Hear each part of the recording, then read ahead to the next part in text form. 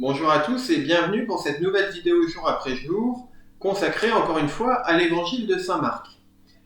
Alors en ce début de carême, nous allons voir un élément de l'évangile de Marc, de compréhension de cette lecture, qui n'est pas sans rapport avec le carême car nous allons nous intéresser au lien de cet évangile avec le baptême et en quoi cet évangile est en réalité un chemin vers le baptême. Et cela n'est pas sans rapport avec le carême, puisque vous le savez bien évidemment, pour les catéchumènes, ce temps du carême qui précède la veillée pascale, et donc le moment de leur baptême, est vraiment un temps privilégié dans leur cheminement. Alors cet évangile de Marc est un évangile qui sert à fournir justement aux catéchumènes un peu le résumé, le concentré de ce qu'ils doivent connaître de la vie de Jésus.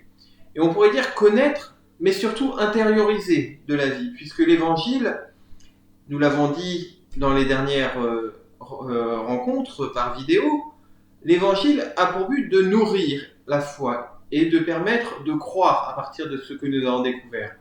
Et donc, pour les catéchumènes, il s'agissait à travers la lecture de cet évangile et le parcours de catéchuménat au travers de cet évangile, de recevoir, on pourrait dire, le concentré de ce qui, dans la vie de Jésus, est nourrissant.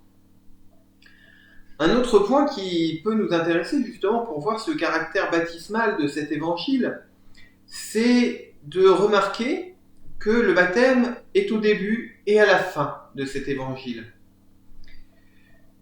Au début, bien évidemment, avec le baptême de Jean et le baptême de Jésus par Jean, et à la fin par cette mission que le Christ donne aux apôtres après sa résurrection, quand il leur dit « Allez dans le monde entier, proclamez l'évangile à toute la création, celui qui croira et sera baptisé sera sauvé, celui qui refusera de croire sera condamné. » On voit bien que là, il y a quelque chose de central autour de la notion d'être baptisé.